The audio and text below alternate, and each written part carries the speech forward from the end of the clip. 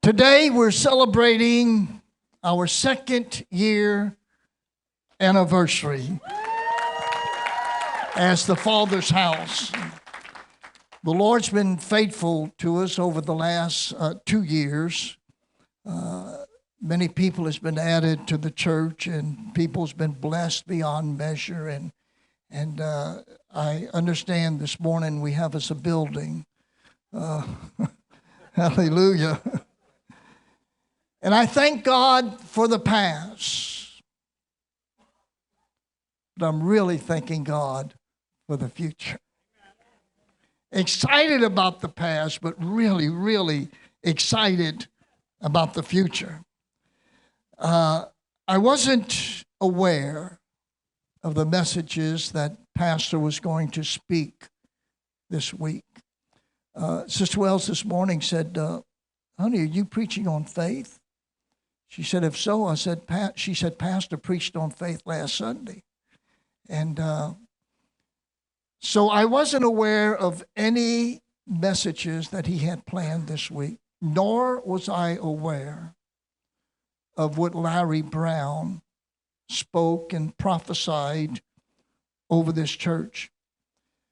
And many months ago, I have a folder called Thoughts. And when God gives me a thought, I just write the name down, and that's it. I don't prepare a message on it. Probably 6 months ago, God gave me a thought, and I put it in my thought folder. I've preached many churches since then, but not this message because I didn't even have it developed. And when Pastor asked me if I would speak the 2nd year anniversary, the Lord spoke to me and said, it's for such a time as this. And I just love it when God speaks. I just love it. I'm choked up this morning. I really am. Kelly, you put that together? Excellent job. I got just choked up looking at that, thinking of what God has done. So this morning, I want to speak on believing the unbelievable. Believing the unbelievable. I'm not sure how spiritual this message is going to be. So if you've come for a spiritual message, you need to go to the church down the highway and hear one. But I'm just not sure how spiritual this message is going to be. I think it's going to be more practical than spiritual. And I usually have 3 or 4 points in my messages. I don't have any points this morning. If somebody asks you how my message was, just tell them it was pointless. Because I have no points. But I want to talk from my heart. I want to talk from my heart, and I want the Holy Spirit to speak through me, through my mouth. Believing the unbelievable. Believing comes from the Greek word believe. The Greek word believe means to be convinced of something. That's what believing is. To be convinced of something. So believing the unbelievable is simply being convinced of something that is unbelievable. You don't need a PhD for that. And there are many stories in the Bible that are absolutely unbelievable.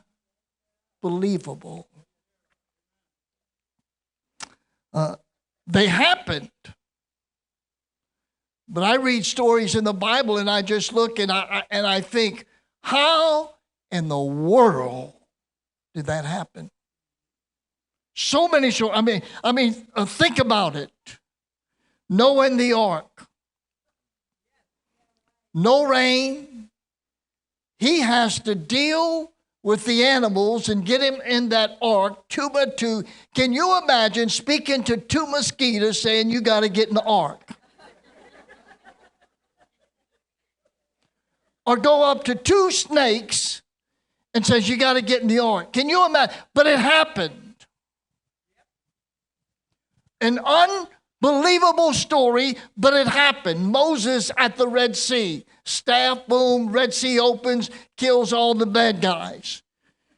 The walls of an entire fortified city without a weapon being used, and common people walking around the wall 1 time a day, and on the 7th day they shout, and the walls literally fall down, and does not kill the person that rescued the spies.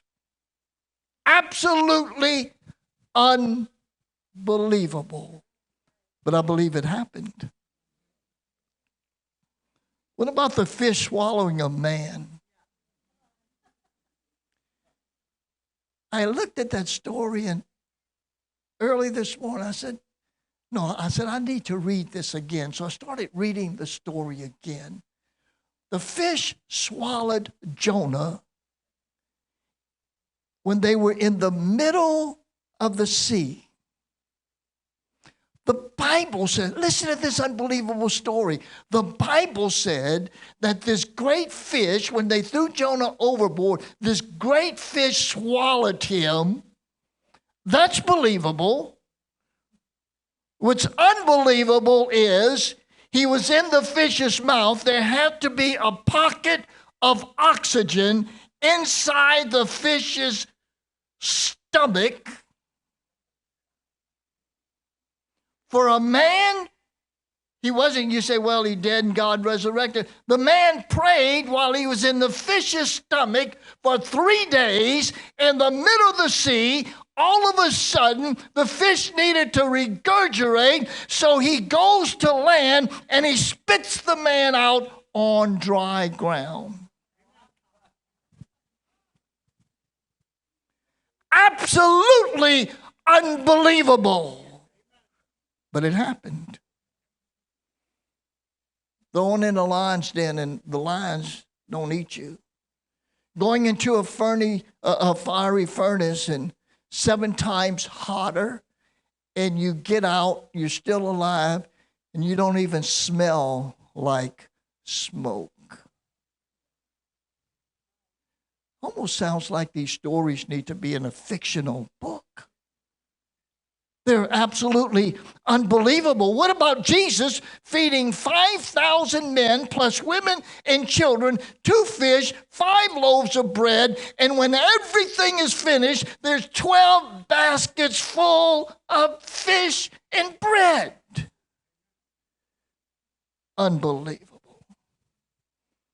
I can go on and on and on and on with unbelievable stories. But one of the most amazing stories in the Bible when it comes to believing the unbelievable is found in the book of Matthew, the 1st chapter. Let's look at it. Now, the birth of Jesus was as follows. When his mother Mary had been betrothed to Joseph, before they came together, she was found to be with child by the Holy Spirit. And Joseph, her husband, being a just and righteous man and not wanting to expose her publicly to shame, planned to send her away and divorce her quietly. But after he considered this, an angel of the Lord appeared to him in a dream and said, Joseph, son of David, the angel said, do not be afraid to take Mary as your wife, for the child within her was conceived by the Holy Spirit. You talking about trying to believe an unbelievable story. Now, first of all, we must establish the fact that Mary and Joseph were human beings. They had emotions. You have to understand this story. They had emotions. They were not some kind of angelic being. You have to get that. You have to understand that. They had emotions. They were human beings. Scripture says they were betrothed. In other words, they liked each other.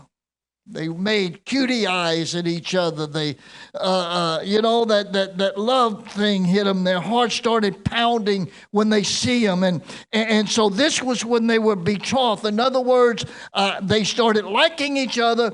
And this started the process of a marriage celebration 1 year after they were betrothed. During this process was when the families would start signing papers and they would start negotiating the price of the bride. Joseph had to come up with some money and negotiate with his future father-in-law about what he was willing to pay for Mary. So this was the betrothed. And when you were betrothed, you were considered married except for the fact that you could not live together and have no sexual relationships whatsoever until the final 1 year was completed, and then you had this large wedding ceremony. Now, let's look at this unbelievable story in the eyes of Robert Wells. Told you it wasn't going to be spiritual. Remember, they're human. Emotions just like us. Mary's going about, she's only 12, 13, 14 years old. You have to understand that. She's a kid. And all of a sudden, whatever she was doing, if she was sweeping the floor, whatever she was doing, here comes an angelic being. I'm 77, and if I seen an angel, I'd hightail it somewhere. It scared me to death. I'm going to be honest with you. And here's a little 13-year-old that literally sees an angelic being, and this angelic being starts speaking to her.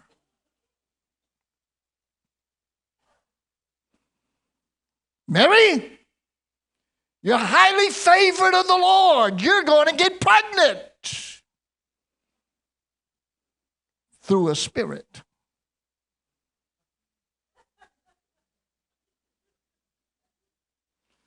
Wait, let me do what? You're going to get pregnant through a spirit. A baby, 9 months, labor pains, through a spirit. After Mary goes over the initial shock, she has to go to her parents. Mom and Daddy, I need to talk to you. What's wrong, baby? Well, I'm pregnant. Do you honestly think Mary's mom and dad said, honey, we are so glad. We've always wanted a grandbaby. We're so excited. No, they looked at it and said, what in a ham sandwich was you thinking? Wait until I see that Joseph. I'm going to wring his neck. It's always the boy's fault. They still don't understand. Takes two. She had to tell her parents. She couldn't go week after week, month after month, and her little tummy started. This is real stuff, friend. So her parents had to believe something that was absolutely unbelievable. Then she goes to Walgreens and gets a little pregnancy test kit to make sure, and she texts Joseph on the job and said, Joe, after work I need you to stop by the house. Joseph's wondering all day long, I wonder what she wants to talk about. He comes in Mary's house and sees her parents, and they're kind of tense. And Joseph knows right there something's going on. Sits down with Mary, and Mary looks at Joseph and said, Joseph, I'm pregnant. Think about it. She had to tell Joseph in real life. There had to be a conversation. Now, if your fiance came to you and told you they were pregnant, I could just picture it. Joseph getting mad over it. It says, because of the man that he was, he wanted they called it a divorce. He wanted to divorce her privately so it wouldn't be embarrassing to Mary. And the angel visits Joseph that night and said, Joseph, don't divorce her. She's really pregnant through a spirit. You let your fiance tell you she's pregnant through a spirit and see if you're going to believe it. She had to tell him. Joseph, I know we're betrothed, but I really mean it. And an angel came to me and told me I would be pregnant. And now Joseph says, I'm going to put you away. That's it. We're getting a divorce. But the angel speaks to Joseph that night. He says, Joseph, it's all right. She's pregnant by a spirit. Now, friend, I want you to think about this unbelievable story. Every day, when Mary started showing, and she'd go to the marketplace, and they would make fun of her. They would talk about her. They would accuse Mary and Joseph of doing things that they should not have done. Every day, people in the marketplace would talk about Mary being pregnant by a spirit. Who is going to believe that? Mary and Joseph, Mary's parents, and now Joseph has to go home and tell his mom and dad that they're going to be grandparents, but they're not going to be biological grandparents. They're going to be grandparents by some kind of spirit that got his fiancée pregnant.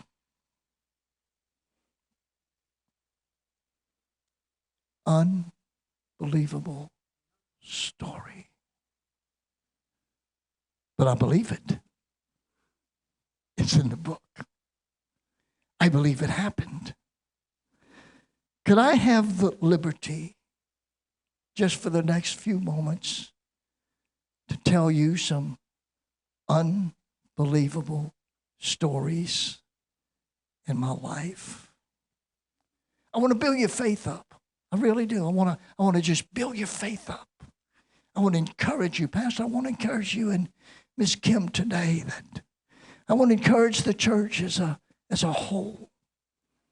1982, I got a phone call from Pastor Ryan and Scotty's daddy, Dolores' husband. He introduced himself over the phone, and they were looking for a pastor in Abbeville, and went through a lot of things he talked about. And he said he's called several pastors, and they mentioned, he said my name was the only one mentioned, and on and on and on. He said, I'm going to ask you if you would consider coming down to Abbeville. And the Lord, when I was ready to get off the phone, he said, I need to tell you three things. He said, I know you have a new home. He said, we don't have a home for you. He said, we can't rent you a parsonage. He said, we don't have any money here. He said, you'll have to get a job. He said, and we don't have any people in the church. Well, that was exciting.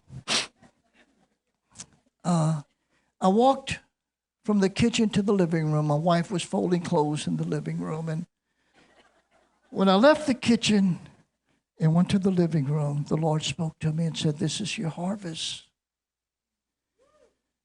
So I sat down as a man with wisdom would do. I started folding clothes with her.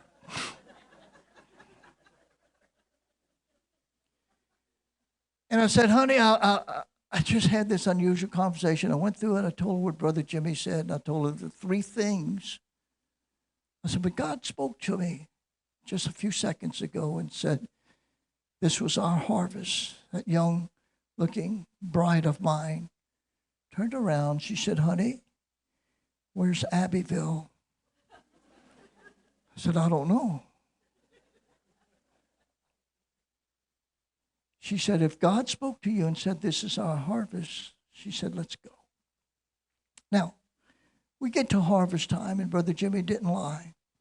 There wasn't no place for us to live. I borrowed a little bitty travel trailer, and there's no money and no people.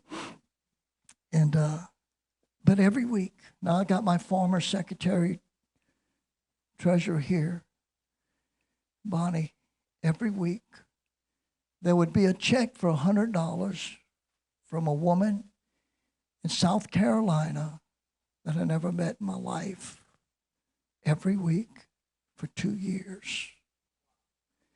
I had a drunk in the city that would send us $75 a week. He was the known drunk in the city, would send us $75 a week. And I have nothing against pastors that are bivocational. I have nothing against that. But I determined when I moved to Abbeville that God was going to take care of us. And God took care of us. Unbelievable. Unbelievable. Somebody you don't know.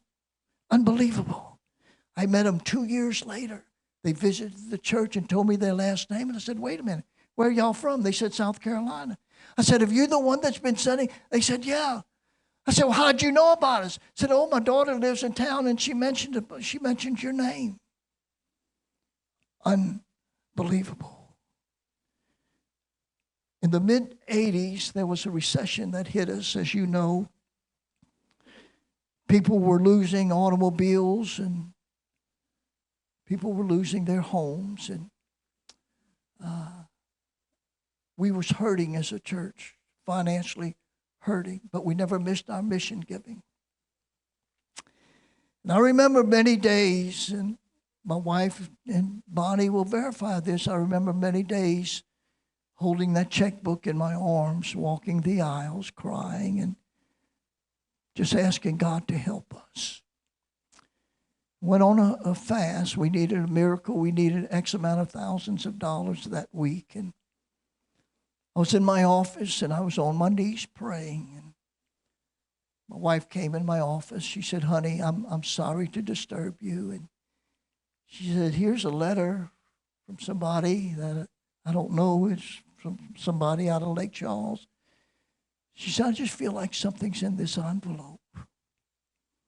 We opened the envelope, and it was from somebody we never knew for the exact amount of thousands of dollars we needed for that week. I took the lady's name and her phone number off the check, and I called her. I said, this is Pastor Wells from Harvest Time, blah, blah, blah, blah. I said, I'm just calling you to thank you. She said, Pastor, let me tell you the story. I don't know the lady. There's no undergirding on this. I don't know the lady. Never seen her in my life. She said, Pastor, let me tell you the story. She said, don't know you, never heard of your church. She says, I was on Interstate 10 traveling to Baton Rouge. She says, I own a business in Lake Charles. She says, and when I got through Lafayette, the Lord spoke to me, Harvest Time Tabernacle. Send them X amount of thousands of dollars.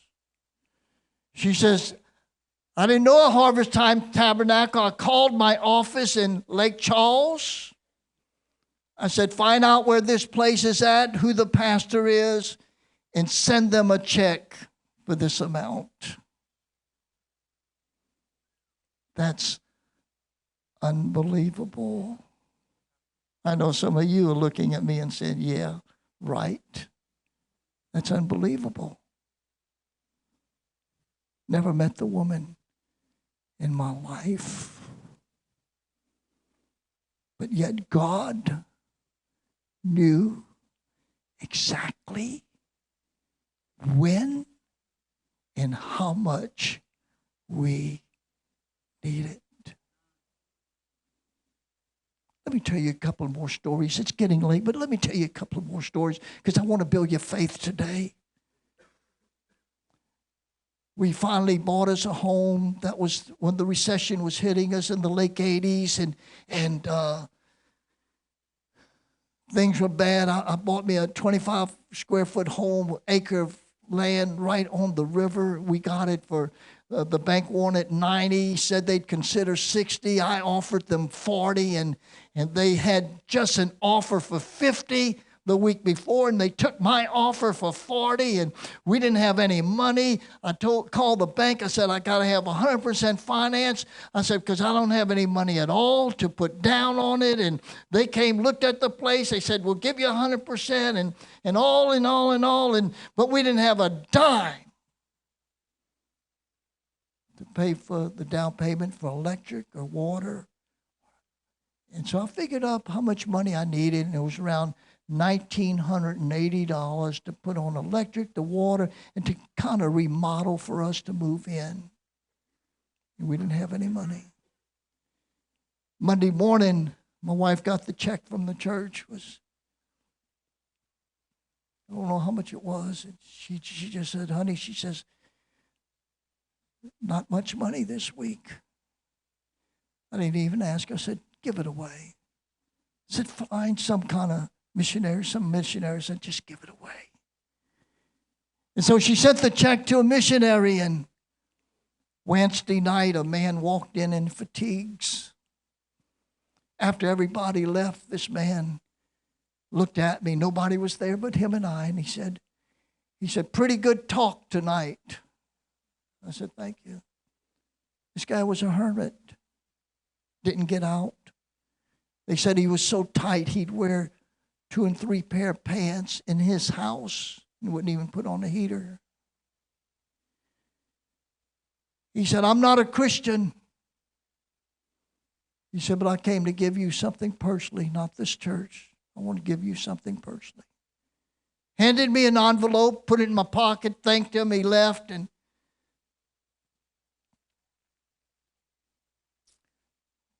thought it was maybe $10.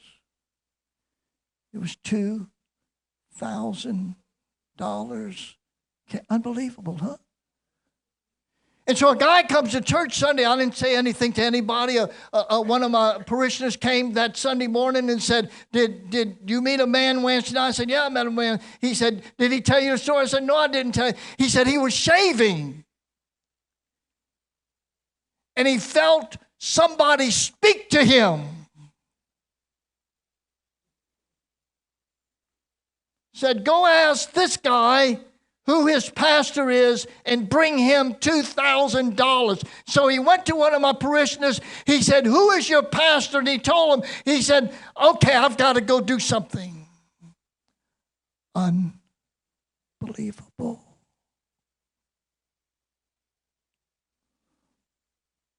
And as we lost our home in Rita, I'm closing this to make you feel like I'm closing. No, I'm not either. We lost our home, and I was underinsured. We didn't have any money personally. And still had a $13,000 mortgage on our home, and I didn't know what we was going to do. And as the men in the church was throwing our furniture out on the highway, and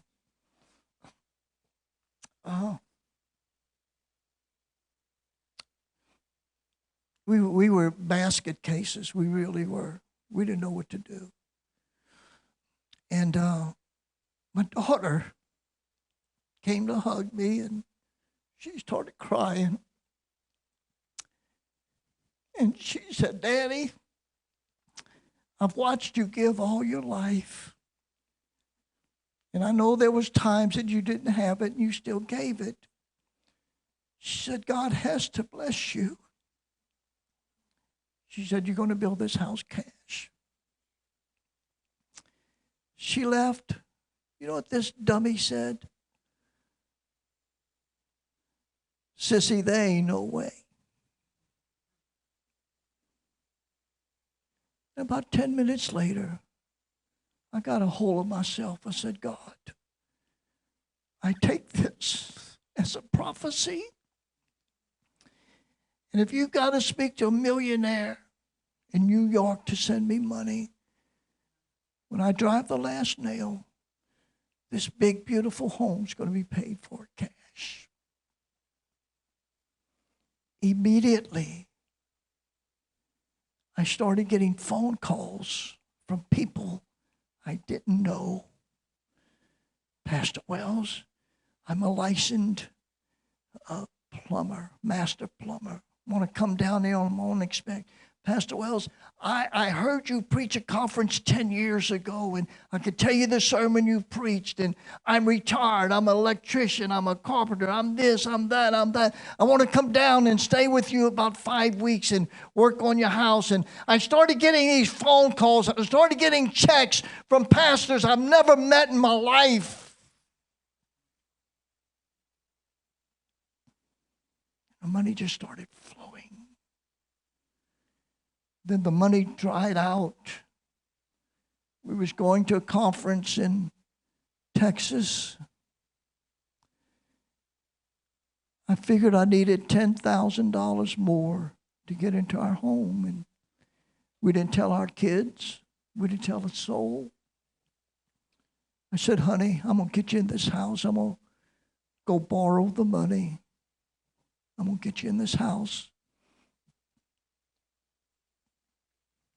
Wednesday morning, the host of that conference got up and he started looking over. He said, "It's Pastor Wells." I lifted up my hand. He said, "Could you come up here?"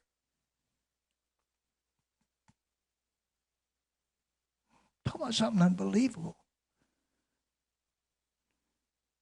He said, "We want to give you this check to help you on your home.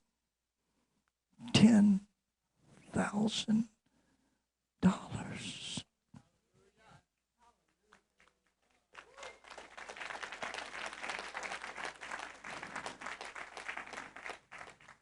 When we moved in, our mortgage was paid.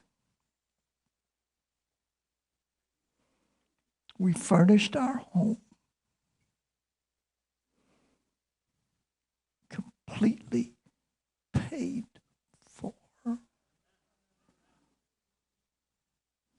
I had guys from Indiana, Tennessee that came over, did all the sheetrock. Men I've never met in my life. Then a couple of months later, 3 or 4 months later, her and I was just dreaming one day about, already had a 2.5 car garage, about building a carport because my boat needed some protection. I had a guy from Kansas call me, "Pastor Wells." He said, "You finished your house?" "Yes, yes." He said, "Is everything paid for?" "Yes, yes." He said, "Is there anything else you need?" I said, "No, sir." I said, "Everything is great." He said, "Yes, there is. God's already dealt with me." He said, "There is something else you need." He said, "Now you tell me what you've been wanting." I said, we want to build a carport. He said, I've got the money for it. Unbelievable. But you got to believe. In closing, I told you it wasn't going to be spiritual. You know, I'm not that good in grammar, and you can tell I'm not good in grammar. I don't know if you seen it or I saw it. I don't know if I did it or done it, or if I sang it or sung it, or if it's them or they, or me or I, or who or whom, or was or were. But I do know one thing. I know that I'm believing for the unbelievable at the Father's house.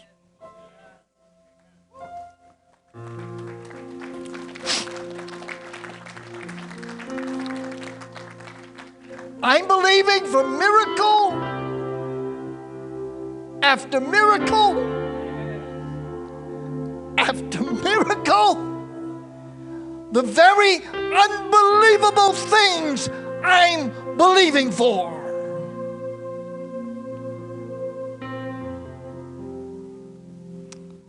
Our pastor has come up with Project 250. And when he first talked about it, I squinched my eyes. 250.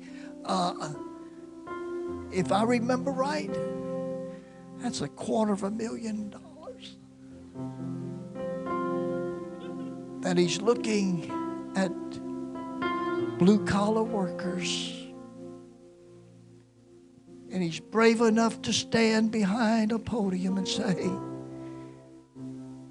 I'm believing for the unbelievable. Because you don't look at a congregation like this and present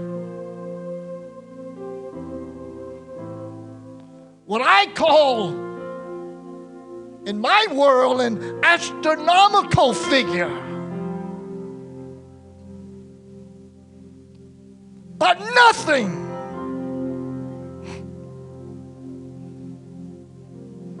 That's not even a penny to God. Because there's people that's not even in this church yet. There's people beyond these four walls that God's going to speak to, like he spoke to that woman on Interstate 10 and saying, send that Father's house some money. But it's going to take some Josephs and Mary's parents and Joseph's parents to believe the absolute unbelievable.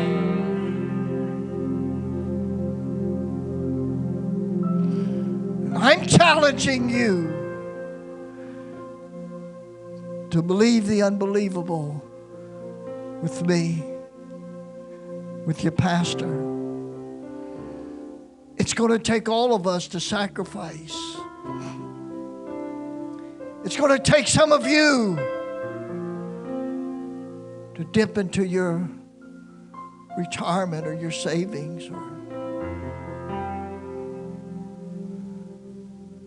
It's going to take some of you to believe.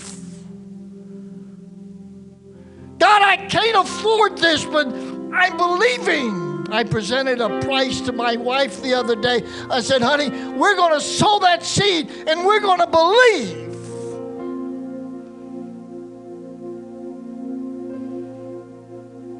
Actually, it's part of Sissy's inheritance. But she's not here, so she don't know what. I'm just teasing. I want you to stand. In closing, I want to read an absolute, unbelievable statement that Jesus quoted. Ushers, Matthew 17:20. For verily I say unto you, give them out. Verily I say unto you, if you have faith as a grain of mustard seed. That little package they're handing you is a little mustard seed that I personally put in these little bitty bags. No help at all. But I prayed over them. Hear this unbelievable statement that Jesus made. If you have faith as a grain of mustard seed, you shall say to this mountain, absolutely unbelievable that God is telling me that I can have this much faith and speak to a mountain. I want to tell you what, that $250,000 ain't nothing. And then the 250 after that, and when we rebuild that youth center, it ain't going to be nothing to God, because we're going to have the faith as a grain of mustard seed. And we could speak to that big mountain. Put it up there, Caitlin.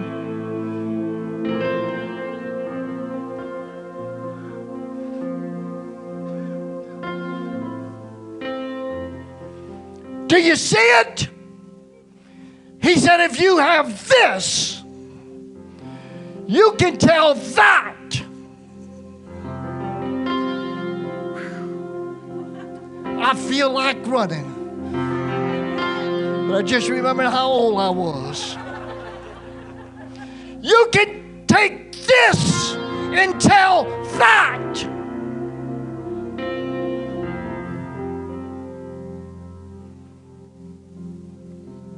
Jesus, that's kind of unbelievable now.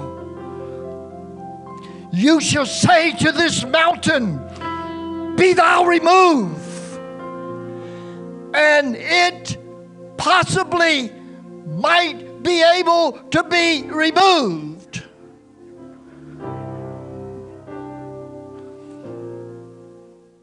Wait a minute. Be thou removed, and it shall. $250,000, you may not come in next Sunday, but you shall come in. Do you hear me? You say, oh, you lacking faith. I'm talking reality. Don't you get discouraged if the pastor says 250,000 didn't come in. Don't you get discouraged, because it's coming. Through people that don't even know they're going to give. Oh, glory. Business people don't even realize it. You can say to the mountain, be thou removed, and it shall be removed, and nothing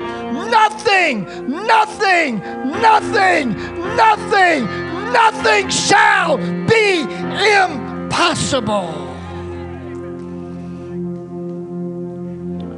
What an incredible, unbelieving statement. Faith is a grain of mustard seed. You could talk to this mountain. This big number, we're going to talk to it. 250,000, you ain't nothing. You're nothing. you ain't nothing. Because this morning, I've got faith as a grain of mustard seed. I want you just to hold that grain of mustard seed up. Where's my worship team? Hurry up real quick. I want you to hold that mustard seed up. And I want your faith. I want that mountain to be the $250,000 this morning. That mustard seed be your faith. And you speak to that 250,000. 250,000, I'm believing the miracle working God. And he said if I had faith like this mustard seed, I could speak to a big mountain and tell the big mountain with $250,000 is a mountain. But we're speaking to that mountain this morning. Let's go for it. Go ahead. Whew. Hold it up. I believe you're the